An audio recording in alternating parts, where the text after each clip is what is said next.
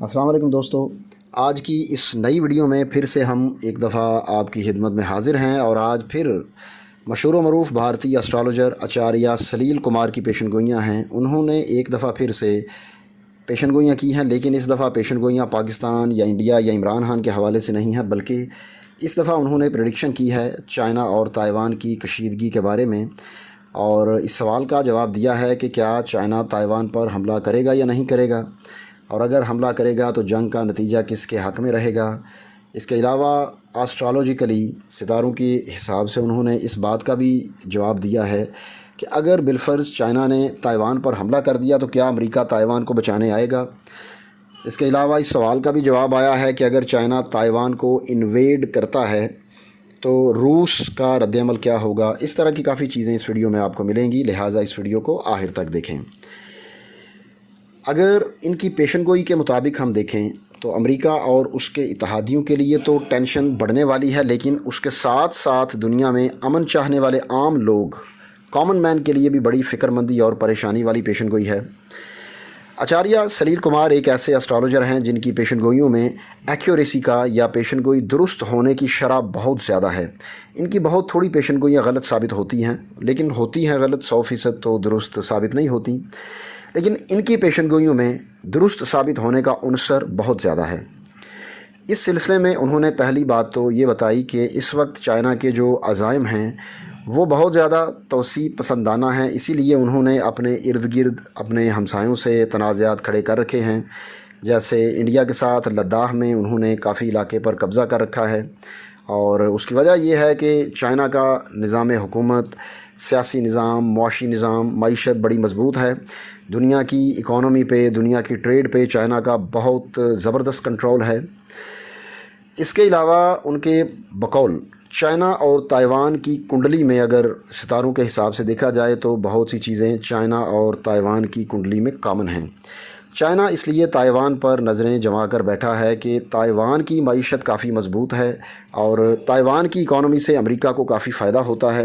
اگر چائنا نے تائیوان پر قبضہ کر لیا یا بغیر قبضے کے ہی کسی طرح ڈپلومیسی کے ذریعے دھونس سے، دھمکی سے یا کسی طرح دباؤ ڈال کر تائیوان کو اپنے دائرہ اثر میں شامل کر لیا تو پھر امریکہ کو اس خطے میں بہت زیادہ مشکلات ہوں گی، اور یہ خطہ امریکہ کے کنٹرول سے نکل کر مکمل طور پر چائنا کے کنٹرول میں آ جائے گا۔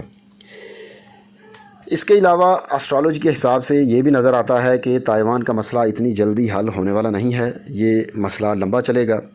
اب اصل سوال جو اکثر لوگ کرتے نظر آتے ہیں کہ کیا چائنا واقعی تائیوان پر حملہ کرے گا یا نہیں کرے گا، تو اس سوال کے جواب میں آچاریہ صاحب نے کہا کہ آپ یہ مان کر چلیں کہ روس اور یوکرائن کے تنازع کے بعد ورلڈ وار تو تقریباً شروع ہو چکی ہے، پہلا قدم اس کے لیے اٹھایا جا چکا ہے، لیکن اگر چین اور تائیوان کا مسئلہ بھی گرم ہو جاتا ہے تو پھر میرے حساب سے تائیوان کی کنڈلی یہ واضح طور پر بتاتی ہے کہ اگر چین نے تائیوان پر حملہ کر دیا تو تائیوان کا حال بھی وہی ہوگا جو یوکرائن کا ہوگا۔ جو تائیوان کی کنڈلی ہے وہ بہت کلیئر کٹ کہہ رہی ہے کہ یدی وار میں کنورٹ ہو گیا ڈیزاسٹر ہوگا۔ چائنا نے یدی تائیوان پہ اٹیک کر دیا تو تائیوان کا حال وہی ہوگا میرے حساب سے جو یوکرین کا ہوا۔ یوکرائن کو بھی امریکہ اور یورپ نے بڑی یقین دہانیاں کروائی تھیں ایگریمنٹ کر کے۔ 90 کی دہائی میں جو ایٹمی ہتھیار تھے، ایٹامک ڈیٹرنس تھا، وہ یورپ نے لے لیا تھا اور گارنٹیاں دی تھی، جی سلامتی کی گارنٹی دی جاتی ہے، یوکرائن کا کوئی کچھ نہیں بگاڑے گا وغیرہ وغیرہ۔ لیکن جب روس نے حملہ کیا تو یورپ یا امریکہ براہ راست روس کے سامنے نہیں آ رہے، لہٰذا یوکرائن زیادہ تر فرنٹس پر اکیلا ہی اس جنگ کو فیس کر رہا ہے، اور یوکرائنی صدر زیلنسکی بھی اس بات کا شکوہ کرتے نظر آتے ہیں کہ امریکہ اور یورپ نے انہیں آگے کر کے ان کی خبر نہیں لی۔ اس کے علاوہ اس بات میں اچھے خاصے شکوک و شبہات پائے جاتے ہیں کہ امریکہ تائیوان کو کتنا بچا پائے گا، کیونکہ حملے کی صورت میں اگر امریکہ براہ راست چین کے خلاف آتا ہے تو یہ امریکہ کے لیے بھی شدید نقصان دہ صورتحال بن جائے گی۔ ویسے بھی اچانک حملے کی صورت میں امریکہ کو آنے میں وقت لگے گا اور تائیوان ختم ہو جائے گا۔ یدی چائنا نے وار کیا تائیوان میں لیکن تائیوان ختم ہو جائے گا۔ چائنا کے تائیوان پر حملے کے بعد عالمی جنگ کا ایک اگلا مرحلہ شروع ہوگا، کیونکہ پہلا مرحلہ تو یوکرائن اور روس کی جنگ کے بعد شروع ہو چکا ہے، جیسے ابھی ہم نے بات کی ہے۔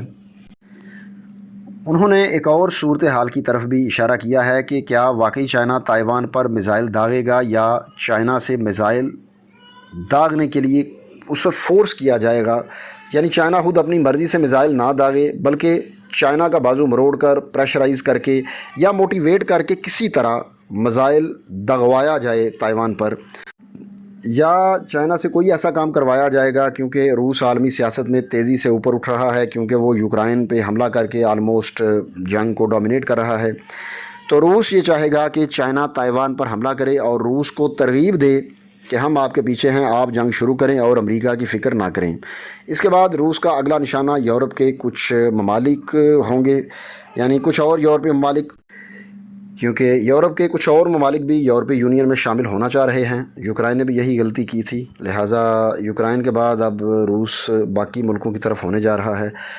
تائیوان کے معاملے میں دیکھیں تو کچھ عرصے کے لیے تو یہ معاملہ ٹل سکتا ہے، لیکن زیادہ دیر نہیں ٹل سکتا۔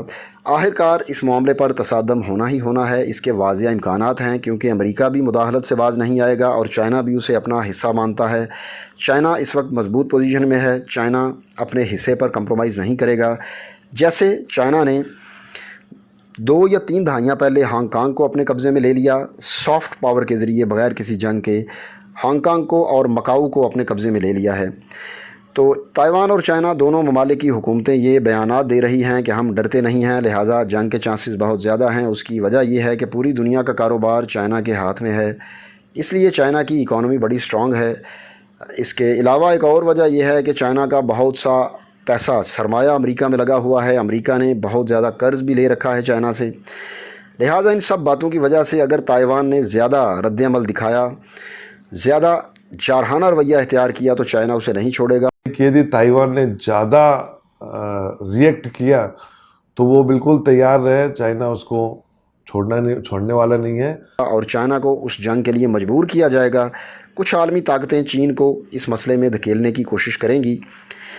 2022 کے اگست، ستمبر اور اکتوبر کے مہینے اس معاملے کے لیے انتہائی اہم ہیں۔ اس عرصے میں اہم عالمی جنگ آگے آنے والی ہے، اور یہ اگر جنگ ہو گئی تو امریکہ کبھی بھی تائیوان کو نہیں بچا پائے گا، بلکہ چائنا تائیوان کا وہی حشر کرے گا جو روس نے یوکرائن کا کیا ہے۔ اس کے علاوہ سلیل کمار صاحب نے دعویٰ کیا ہے کہ 2020 سے لے کر 2030 کا درمیانی عرصہ انتہائی خراب ہے۔ اس عرصے میں آگے چل کر ایٹم بموں کا استعمال بھی کیا جائے گا، کیونکہ اتنے ایٹم بمز فضول رکھنے کے لیے نہیں بنائے گئے، اور اس بات میں کوئی شک نہیں ہے کہ کہیں نہ کہیں پر تو ایٹامک ویپنز یوز ہوں گے۔ 2020 سے 2030 یہ ایک پیریڈ بہت ہی خراب پیریڈ ہے۔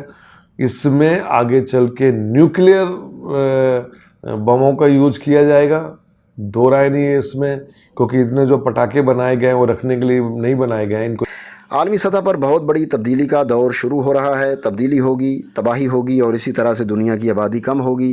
روس اور یوکرائن کے بعد چائنا تائیوان جنگ دنیا کے لیے انتہائی خطرناک ہوگی، اور اس جنگ کی بساط بچھ چکی ہے، لہٰذا آگے دنیا مزید تباہی اور بربادی کی طرف چلتی جائے گی۔